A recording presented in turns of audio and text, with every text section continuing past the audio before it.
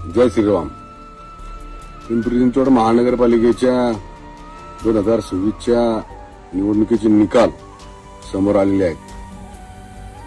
आमच्या सर्व स्वाभिमानी पिंपरी चिंचवडकरांनी पुन्हा एकदा पिंपरी चिंचवड शहरामध्ये भारतीय जनता पार्टीवर आमच्या राज्याचे नेते आदरणीय देवेंद्र भाऊ आणि आमचे प्रदेशाध्यक्ष रवींद्रदादा यांनी जो विश्वास आमच्यावर ठेवला त्या विश्वासाला सगळ्यांनी साथ दिली आणि पुन्हा एकदा पिंपरी चिंचवड शहरामध्ये भारतीय जनता पार्टीच्या माध्यमातून पुन्हा एकदा या पिंपरी चिंचवड महापालिकेमध्ये सत्ता स्थापन करण्याचा आपल्या सगळ्यांच्या माध्यमातून मार्ग मोकळा झाला.